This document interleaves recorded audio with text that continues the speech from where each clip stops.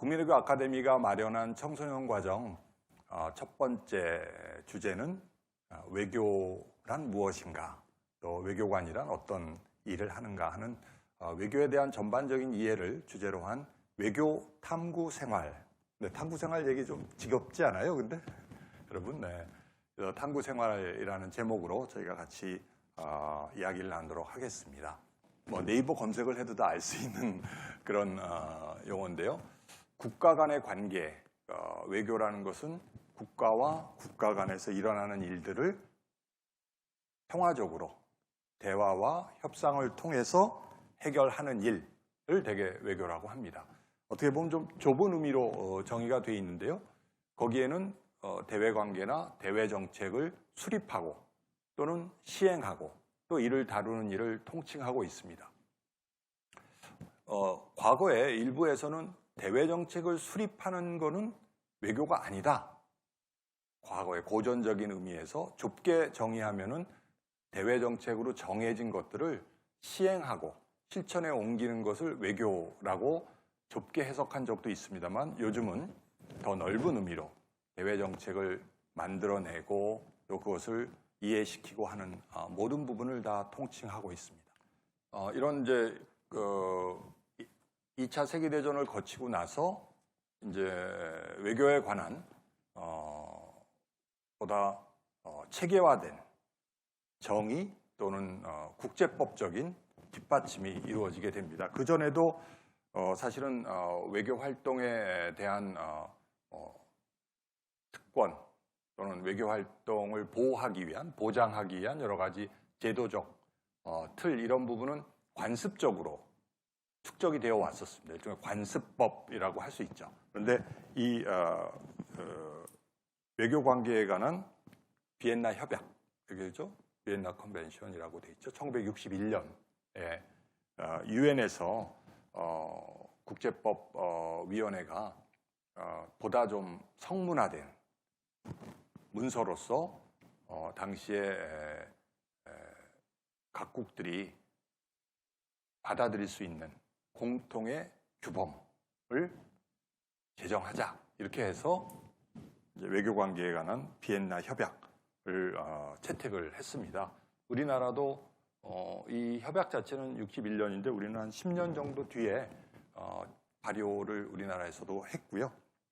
그래서 그동안 관습화되어 있던 외교 또는 외교 관계에 관한 내용들을 성문화해서 요즘은 사실 넓은 의미로 할 때는 외교 활동에 관여하는 모든 행위자, 플레이어들을 다 망라합니다.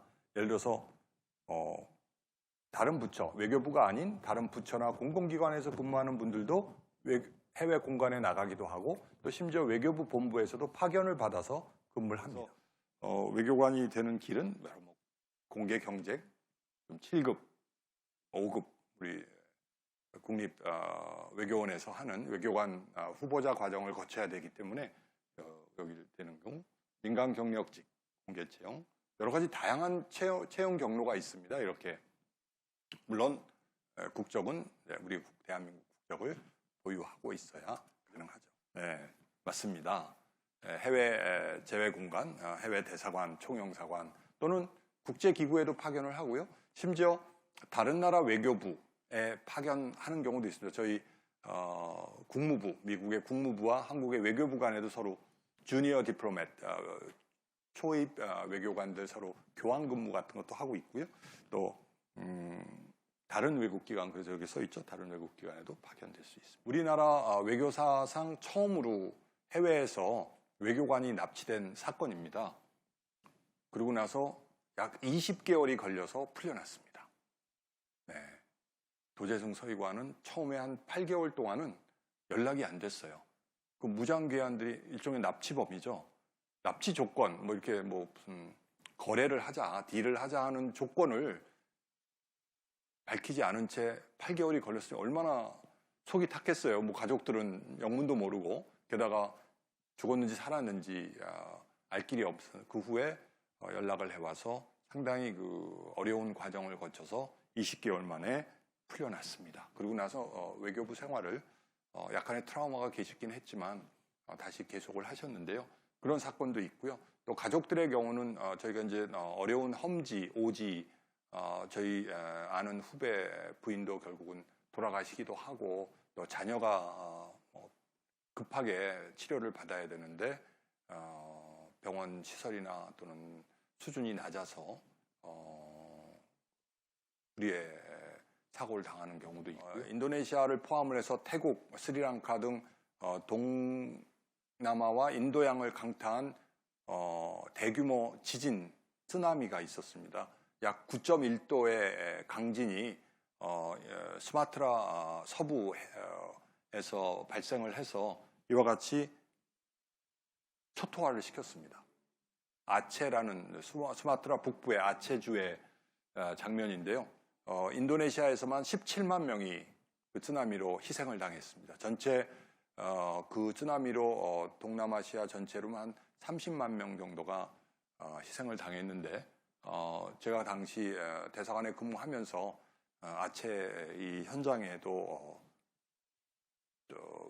들어갔었습니다. 그래서 가장 처참했던 장면을 아직도 상상을 할 수 있고요.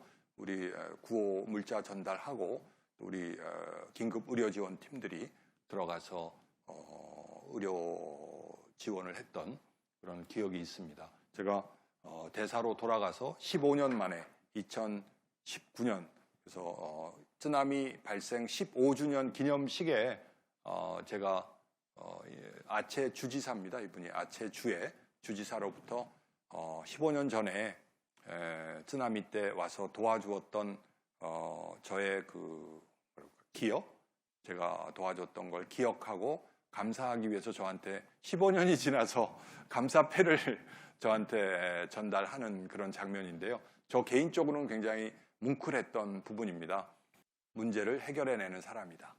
또 나라의 얼굴, 국가를 대표한다. 글로벌 리더, 국익을 수호하는 사람. 연결고리, 나라와 나라를 잇는 징검다리. 뭐 이런 표현을 써준 분. 또 이분은 굉장히 아주 지구촌 경찰이다. 지구를 지키는 뭐 이런 그런 표현들. 지구촌의 예를 뭐 기후변화, 환경 이런 것도 사실 지구촌의 경찰이란 표현으로 그렇게 해주신 것 같습니다. 네, 그럼 여러분이 그리는 미래 여러분에게 달려 있습니다.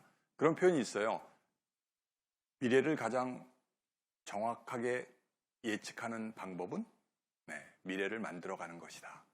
스스로 만들어가는 것이다. 미래를 뭐 100% 정확하게 예측할 수는 없겠죠. 그렇지만 그거는 자기 스스로 만들어가는 것이다 하는 말이 있습니다. 그래서 여러분들 오늘 이 자리가 그런 다짐을 하는 자리가 되었으면 하고요. 무엇보다 개개인이 뭐 외교도 스마트 파워의 시대로 가고 있지만 여러분 한 분 한 분이 스마트 파워의 플레이어로서 그렇게 성장해 나가길 기원 드리겠습니다. 오늘